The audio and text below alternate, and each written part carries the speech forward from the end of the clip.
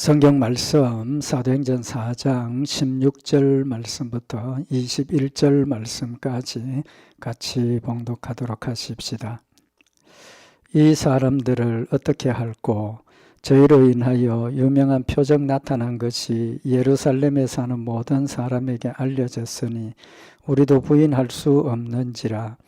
이것이 민간에도 퍼지지 못하게 저희를 위협하여 이후에는 이 이름으로 아무 사람에게도 말하지 말게 하자 하고 그들을 불러 경계하여 도무지 예수의 이름으로 말하지도 말고 가르치지도 말라 하니 베드로와 요한이 대답하여 가로되 하나님 앞에서 너희 말 듣는 것이 하나님 말씀 듣는 것보다 옳은가 판단하라.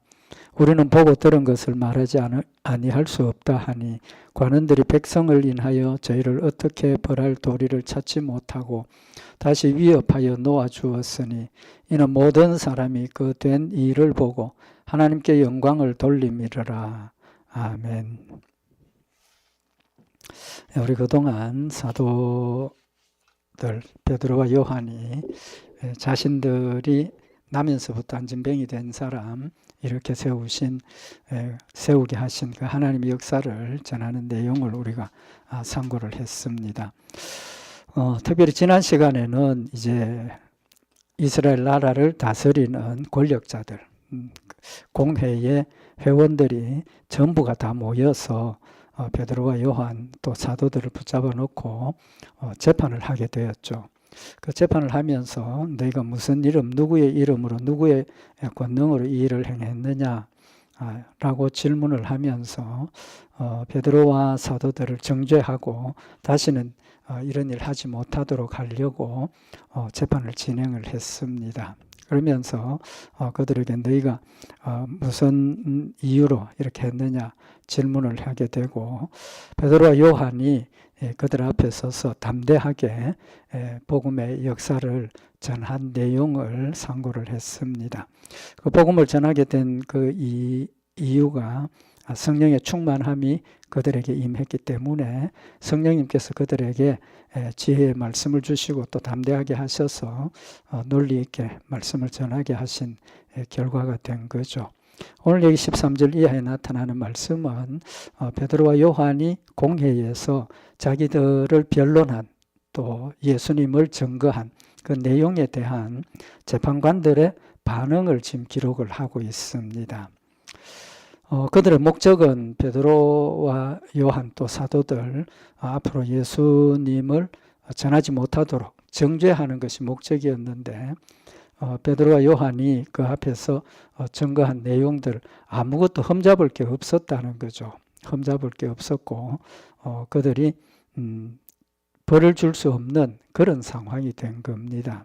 그래서 이 사도들이 지금 공회에서 대답한 그 대답이 정말 하나님의 역사, 성령의 역사로 흠잡히지 않도록 하셨고 또 그들이 계속해서 앞으로 복음을 전할 수 있는 그런 힘을 얻도록 하시는 결과가 있었다는 것 우리 먼저 생각을 하고 오늘 지금 이 공회원들의 그들의 전함에 대한 반응이 13절에 보면 저희가 베드로와 요한이 기탄 없이 말함을 보고 이 기탄 없다는 말은 담대하다는 뜻도 있고 밝히 드러낸다 그런 뜻도 있습니다. 그래서 저희가 베드로와 요한이 담대하게 막힘없이 밝히 전하는 그런 말을 하는 것을 보고 그 본래 학문 없는 범인으로 알았다가 이상히 여기며 또 그 전에 예수와 함께 있던 줄도 알고 그랬습니다. 베드로와 요한이 그 나라의 지도자들, 재판관들 앞에서 담대하게 복음을 전했다는 걸 우리가 확실히 알 수가 있죠. 조금 더 두려워하지 않고 막힘없이 그들이 말씀을 전했다는 겁니다. 어느 정도입니까? 공회원들이 이제 뒤에 나오는 내용을 보면 공회원들이 그들의 말에서 잘못된 점, 또 죄 하나도 발견할 수 없는 그런 아주 정확무호하고 분명한 그런 말을 했다는 것을 볼 수가 있죠. 그래서 여기 베드로와 요한이 그렇게 대답할 수 있었던 것은 성령 충만함의 열매였다라는 것을 확실하게 우리가 알 수가 있죠. 그래서 여기 베드로와 요한이 전한 그 예수 그리스도에 대한 그 내용도 그들이 예수님의 이름으로 전하는 걸 벌을 주려고 정죄하려고 생각을 했는데 결론은 벌은 주지 못하고 그저 예수님 이름으로 전하지 말라 이제 그렇게 위협만 하고 놓아주는 이제 그런 결과가 된 거죠. 또 그렇게 할 수 있었던 중요한 이유는 한 사람 증인이 있었습니다. 그죠? 누가 있었습니까? 날 때부터 안전병이 되었던 사람, 일어나서 걷고 또 완벽하게 회복한 그 증인이 있었으니까 공회에서도 반박할 수 없고 벌을 줄 수 없는 그런 결과가 된 거죠. 지난 시간에도 말씀을 드렸지만 예수님께서 제자들에게 내가 앞으로 잡혀서 이제 신문 받을 일이 있고 또 전도할 일이 있고 이제 이럴 일이 있을 때 무슨 말을 어떻게 할까 걱정하지 말라 라고 말씀을 하시면서 성령이 하나님께서 너희에게 말할 것을 주실 것이다 라고 그렇게 약속을 하셨죠. 마태복음 10장 19절에 보면 너희를 넘겨줄 때에 어떻게 또는 무엇을 말할까 염려치 말라. 그때 무슨 말할 것을 주시리니 말하는 이는 너희가 아니라 너희 속에서 말씀하시는 자 곧 너희 아버지의 성령이시니라 라고 명확하게 예수님께서 말씀을 하셨고 또 약속하셨고 그 일대로 이루어진 거죠. 이제 8절 이하에 나타나는 말씀이 이제 우리 말씀을 상고했지만 성령의 충만한 결과로 지금 전했다. 우리에게 분명히 말씀을 하셨고 그 결과가 오늘 여기 13절에 막힘 없이 두려움 없이 담대하게 복음을 전할 수 있는 그런 결과로 나타났고 또 한 가지는 무슨 일입니까? 날 때부터 안전병이 된 사람을 일으켰죠. 그 일으킨 사건을 16절에 표현을 하고 있는데 이 사람들을 어떻게 할고 저희로 인하여 유명한 표적이 나타난 것을 예루살렘에 사는 모든 사람에게 알려졌으니 라고 표현을 하고 있습니다. 이 표현은 누가 하는 겁니까? 지금 재판관들, 법관들이 하는 거죠. 이 사람들이 지금 사도들이 앞으로 복음을 전하지 못하도록 위협을 하는데 그 사람들 입에서 안전병이 된 사람이 일어난 그 일을 유명한 표적이라고 표현을 했습니다. 그러니까 이 일이 얼마나 놀라운 일이었고 그들도 사실은 그것 때문에 위협하고 제자들에게 공격을 하려고 했지만 스스로도 그 일이 하나님의 놀라운 능력의 역사였다는 사실을 인정하고 있다는 것을 보여주고 있죠. 그럼 그렇게 할 수 있었던 것은 누구의 역사입니까? 하나님의 역사고 성령님께서 그들의 마음속에 그렇게 받아들일 수 있도록 역사를 하셨다. 우리는 그렇게 해석을 할 수가 있겠죠. 뿐만 아니라 그 유명한 표적이 예루살렘 모든 사람에게 알려졌다. 그 결과에 대한 것들을 그들이 스스로 밝히고 있는 거죠. 그래서 그걸 알았기 때문에 두려워한 겁니다. 그죠? 두려워하고 제자들을 옥에 가두지도 못하고 벌도 못 주고 내가 앞으로 이걸로 전하지 말라 위협만 하고 놓아주게 되는 그런 결과가 있었던 겁니다. 그래서 결론은 21절에 있는 말씀처럼 이는 모든 사람이 그 된 일을 보고 하나님께 영광을 돌림이라. 모든 사람이 하나님께 영광을 돌렸다 하는 것은 지금 나면서부터 안전병이 된 사람이 걸어서 자유롭게 행동하고 낫게 된 이유가 누구라는 겁니까? 하나님이 하셨다는 걸 모든 사람들이 인정을 했다는 거죠. 인정을 했으니까 하나님께 영광을 돌리게 된 겁니다. 그래서 사실은 지금 이 사도들을 벌 주려고 하는 공회원들조차도 그걸 부정하지 못하는 이제 그런 놀라운 능력의 역사로 나타난 것은 결국은 성령의 역사였고 그럼에도 불구하고 이들을 옥에 가두려고 하고 또 벌 줘서 예수를 전하지 못하게 하려고 하는 그런 사탄의 역사도 공존하고 있다는 사실을 우리가 알 수가 있습니다.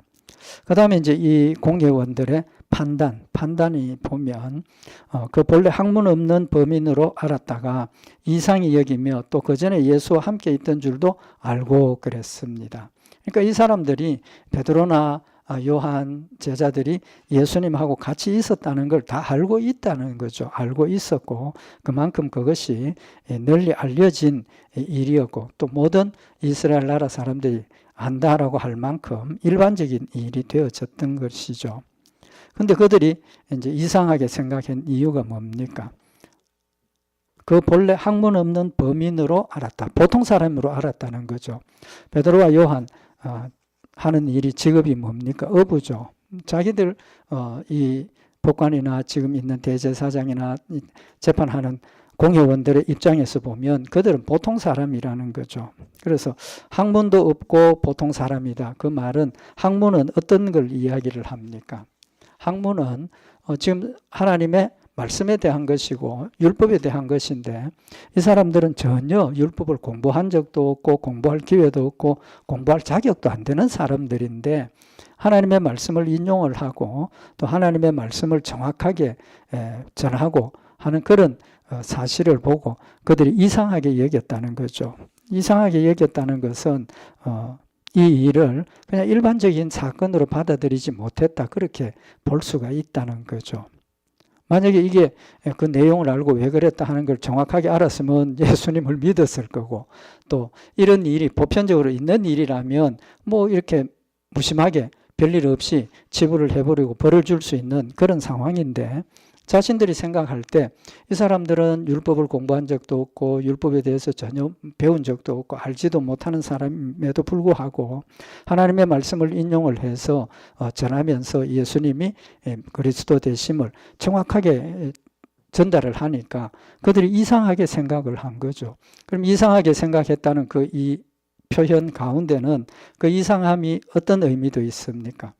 이거는 사람으로 할 수 없는 일인데 안전뱅이를 이렇게 세운 그 일처럼 한 번도 율법을 공부를 한 적도 없고 율법에 대해서 알 수도 없는 사람이 하나님의 법에 대한 하나님의 말씀에 대한 걸 정확하게 찍어서 인용을 하고 이야기를 하는 그런 내용을 보면서 뭔가 이상하다. 그 이상하다는 것은 우리가 그냥 짐작컨대 성령의 역사, 하나님의 역사가 아닌가 막 그런 마음도 가졌을 거라는 생각을 해볼 수가 있는 거죠. 결론은 그들이 전혀 자신들의 능력이나 자신들이 가지고 있는 것을 가지고 아무것도 할 수 없는 사람임에도 불구하고 그런 일을 한 것이 이상한데 또 그 전에 예수와 함께 있던 줄도 알았다. 그러니까 이들의 마음속에 저들이 예수님과 함께 다니면서 배웠고 또 예수님의 그 능력의 역사를 이어받았고 이제 그런 모습도 생각을 하게 된 거죠. 뿐만 아니라 사정 14절에 보면 또 병 나은 사람이 그들과 함께 섰는 것을 보고 힐난할 말이 없다. 여기 확실한 정인이 서 있는 거죠. 나면서부터 안전병이 되었던 바로 그 사람이 일어나서 걷고 정상적인 사람이 되어서 그들과 함께 서 있는 걸 보고 이건 부정할 수 없다는 거죠. 속인 것도 아니고 또 뭐 이상한 걸 한 것도 아니고 하나님의 능력 또 성령의 능력이라는 것을 그들이 부인할 수 없는 그런 상황이 되어졌다는 겁니다. 그 명백한 정인이 있었고 또 이 사도들의 배경, 사도들의 세상적인 그런 능력으로 볼 때 이건 일상적인 게 아니다는 걸 그들도 인정을 하게 된 거죠. 그러니까 그 자리에서 선고를 할 수 없고 15절에 보면 공회에서 나가라 이제 내보내고 공회원들끼리 의논을 하게 된 겁니다. 의논을 한 내용이 뭡니까? 16절에 보면 이 사람들을 어떻게 할꼬 지금 할 방법이 없다는 거죠. 실제로 그들의 목적은 이들에게 죄를 정하고 또 율법에 어긋난 그런 이상한 짓을 했다라고 정죄를 하고 옥에 가두거나 뭐 이렇게 하려고 했는데 할 방법이 없다는 거죠. 그래서 의논을 하는 게 그런 이유가 유명한 표적 나타난 것이 예루살렘에 사는 모든 사람에게 알려졌으니 우리도 부인할 수 없는지라. 그러니까 지금 나면서부터 안전병이 된 이 사람 걷게 된 이 일이 얼마나 놀라운 일인지 또 놀라운 일이죠. 그러니까 입소문을 타고 예루살렘 전체에 사람들이 다 알 정도로 알려진 이제 그런 상황이 되어졌다는 거죠. 이제 그러니까 이 사람들이 그걸 가지고 벌 줄 아무런 죄가 없다는 거죠. 이제 그러니까 뭐 사람들이 모르면 자기들끼리 의논해서 그냥 벌 주고 덮어버리면 되지만 전체가 다 알려지도록 알려졌고 또 정인이 살아있고 또 지금 베드로나 사도들이 이야기하는 그런 내용들이 뭐 어떻게 법적으로 또 성경적으로 잘못된 것들이 없으니까 벌 줄 이유가 없다는 거죠. 죄가 없다는 겁니다. 그래서 그들이 하나님께서 하신 그 일을 막을 방법이 없다는 걸 인정을 하게 된 거죠. 그럼 결국은 하나님께서 사람들 앞에서 사도들을 통해서 나면서부터 안전병이 된 사람을 이렇게 세운 그 일은 하나님이 영광 받으시고 하나님의 존재를 전하시기 위한 표적을 이루신 표적을 행하신 목적을 온전히 이루었다라고 우리가 볼 수가 있다는 거죠. 그래서 하나님께서 하신 그 일은 누구도 반대할 수 없고 누구도 무너뜨릴 수 없는 하나님의 역사라는 사실을 우리에게 증거를 하고 있습니다. 결국은 그들이 할 수 있는 일이라는 게 17절 18절에 보면 이것이 민간에 덮어지지 못하게 저희를 위협하여 이후에는 이 이름으로 아무 사람에게도 말하지 말게 하자. 결국은 죄를 질 수 없으니까 정죄는 못하고 위협만 하는 겁니다. 이제 이후로는 예수의 이름으로 아무 사람에게 전하지 말게 하자. 그렇게 이제 의논을 하고 그들을 불러서 도무지 예수의 이름으로 절대로 예수의 이름으로 말하지도 말고 가르치지도 말라라고 경고를 했습니다. 그러면서 그 목적이 이게 민간에 덮어지지 못하도록 다른 사람들에게 전도하지 못하게 하는 목적이죠. 이제는 알게 된 사람은 할 수 없고 또 다른 것들로 예수를 전하는 그런 전도하려고 하는 것을 막으려는 그런 사탄의 역사였다는 겁니다. 결국은 그들이 사실은 사도들을 붙들어서 전도를 못하게 막는 이유는 예수님을 시기하고 예수님이 모든 성도들이 따르는 것을 모든 이스라엘 나라 사람들이 따르는 것을 시기해서 예수님을 죽였고 또 지금 이 현 상황으로 보면 사도들도 예수님처럼 많은 이스라엘 백성들이 따를 그런 가능성이 있기 때문에 자신들의 지위와 또 자신들의 받는 영광 이런 것들 시기심 때문에 그들을 막았다. 이제 그렇게 볼 수가 있죠. 근데 여기 이제 베드로와 요한이 이런 공회원들의 재판에 대한 대답을 합니다. 19절에 보면 위협을 받았는데 베드로와 요한이 대답하여 가로되 하나님 앞에서 너희 말 듣는 것이 하나님 말씀 듣는 것보다 옳은가 판단하라. 지금 자신들이 할 수 있는 일, 또 자신들이 그 재판을 받아들이는 자세를 지금 이야기를 하고 있습니다. 너희가 지금 이 그리스도의 이름으로 전하지 말라 위협을 했는데 이 명령이 하나님 앞에서 너희 말 듣는 것이 하나님 말씀 듣는 것. 하나님은 말씀 뭡니까? 전하라는 거죠. 딴 것까지 전하라는 건데 너희는 지금 이거 전하지 말라는 거고 하나님은 전하라는 건데 하나님 말씀 듣는 것하고 너희 말 듣는 것하고 어떤 것이 옳은가? 근데 뭐 전제가 있습니까? 하나님 앞에서라는 전제가 있습니다. 하나님 앞에서. 오늘 베드로와 요한이 모든 일의 판단의 기준이 누구입니까? 하나님이라는 거죠. 세상 법이 아니라는 겁니다. 세상의 양심도 아니고 세상의 윤리도 아니고 세상의 어떤 기준이 아니고 철저하게 하나님 앞에서라는 기준을 지금 제시를 하고 있는 겁니다. 그래서 너희가 지금 하는 이 이야기는 하나님 앞에서 들을 때 너희 말은 틀렸고 우리는 죽어도 복음을 전하는 것이 맞다는 거죠. 그런 확실한 믿음의 대답을 지금 하고 있는 겁니다. 사실은 이 대답이 정말 우리에게는 중요한 또 어떤 의미에 보면 신앙생활의 가장 근본적인 믿음의 자세를 지금 우리에게 밝히는 말씀입니다. 표현입니다. 우리의 신앙생활이 중심이 하나님 중심이어야 한다라는 거 우리가 잘 알고 있고 또 하나님이 기준입니다. 하나님의 말씀이 기준이고 하나님이 기준인데 그렇다면 내가 하는 말, 행동 이런 것들이 누구 앞에서? 하나님 앞에서라는 명제가 우리 마음속에 명확하게 새겨져 있어야 된다는 거죠. 말을 할 때도 오늘 여기 지금 베드로와 요한이 이야기하는 것처럼 하나님 앞에서 내가 지금 이 말 하는 게 맞는가? 다시 말하면 하나님의 기준에서 이 말 하는 것이 맞는가 틀리는가? 또 하나님의 기준에서 이 행동하는 게 맞는가 틀리는가? 이것을 하나님 기뻐하실까 아닐까? 하나님 원하지 않은 것인가? 하나님 중심에서 생각을 해야 된다는 거죠. 그래서 칼빈 종교개혁의 아주 핵심적인 칼빈은 하나님 중심 사상을 이야기를 할 때 제일 먼저 하는 이야기가 하나님 앞에서라는 명제를 이야기를 하고 있습니다. 코람데오 우리 많이 이야기를 하는데 하나님 앞에서. 그래서 우리가 이 명제, 이 사상을 우리 마음속에 명확하게 새기지 않으면 우리의 신앙생활이 늘 위험할 수 있고 또 우리가 약해질 수 있다는 겁니다. 어떤 일에도 우리가 사실은 어떤 행동을 할 때 옆에 사람이 도적질할 요새는 뭐 세상이 너무 악해져서 도둑질하고 강도하는 것도 광고하고 뭐 방송하면서 하는 그런 시대가 되었지만 사실은 보편적인 사람들은 사람 앞에서 뭐 남을 해치고 못합니다. 왜? 사람 눈이 있으니까. 다른 사람이 시선을 의식하기 때문에 말과 행동이 절제가 되고 또 조절이 되는데 우리는 사람 앞에서가 아니고 하나님 앞에서라는 명확한 명제를 가져야 된다는 거죠. 내가 하나님 앞에서라는 생각을 가진다는 것은 지금 하나님이 나와 함께 계신다는 명확한 믿음을 가지고 그걸 느끼고 있다는 겁니다. 하나님 앞에서 그러니까 하나님 지금 나를 보고 계신다는 그런 느낌을 가지면 우리의 말이 저절로 절제가 되고 또 하나님 뜻이 무엇인지 하나님이 원하시는 것이 무엇인지 저절로 우리가 그런 기준에 맞추게 된다는 거죠. 그래서 여기 오늘 베드로와 요한이 우리가 하나님 앞에서 너희 말 듣는 것이 하나님 말씀 듣는 것보다 옳은가 판단하라라고 이야기를 하게 되는 겁니다.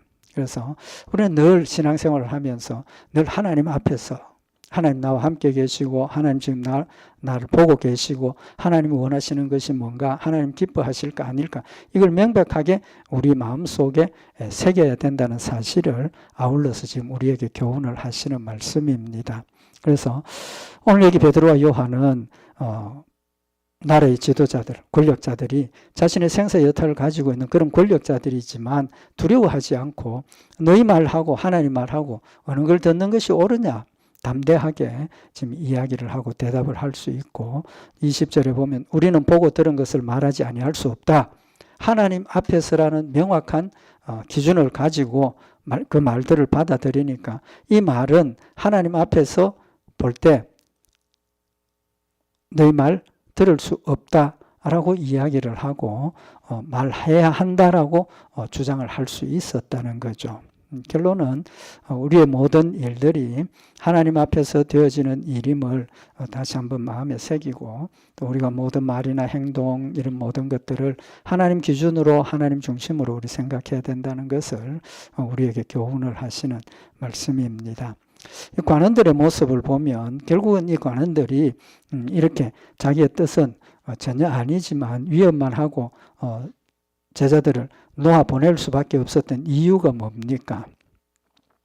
21절에 보면 관원들이 백성을 인하여 저희를 어떻게 벌할 도리를 찾지 못하고 다시 위협하여 놓아 주었으니 이는 모든 사람이 그 된 일을 보고 하나님께 영광을 돌리미르라.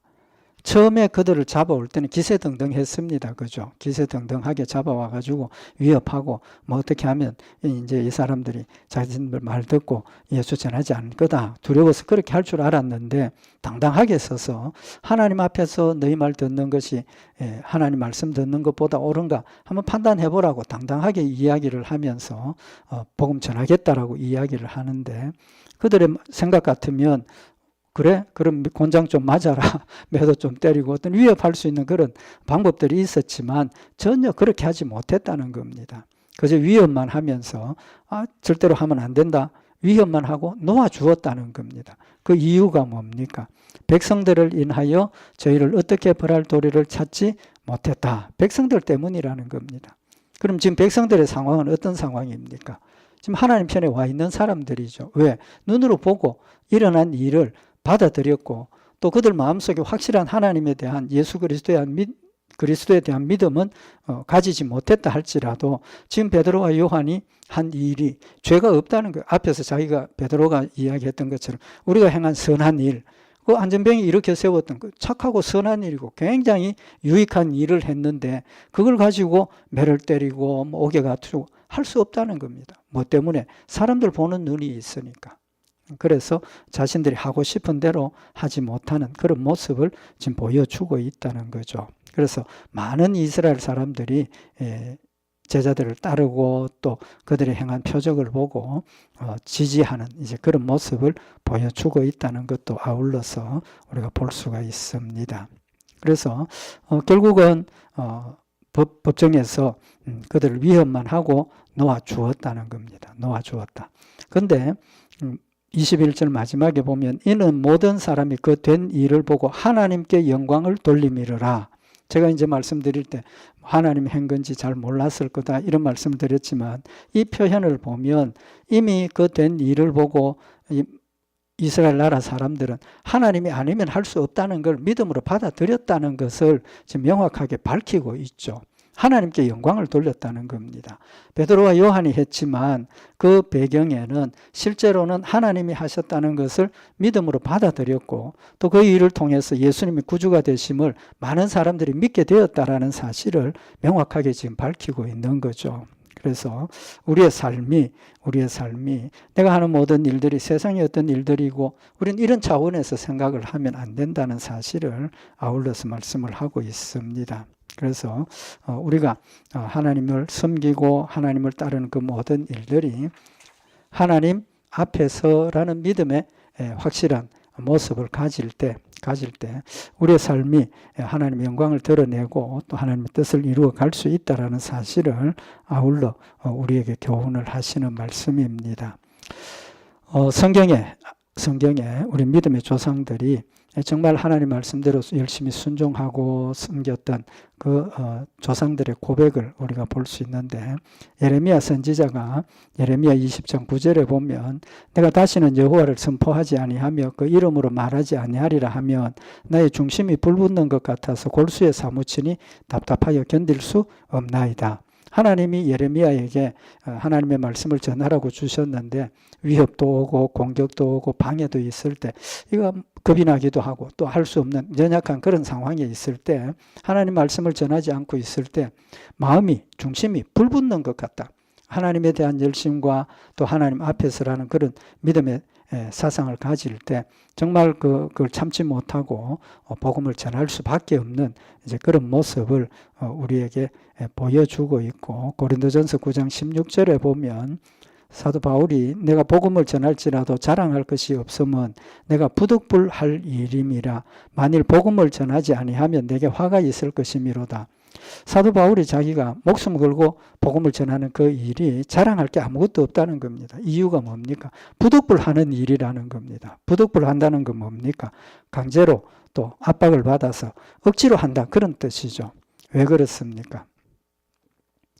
하나님 주신 힘으로 마음이 뜨겁고 또 하나님 주신 사명을 감당하지 않으면 복음을 전하지 않으면 내가 화가 있을 것임을 안다는 거예요. 하나님 맡겨주신 사명 감당하지 않으면 징벌을 받는다는 걸 알기 때문에 열심히 한다.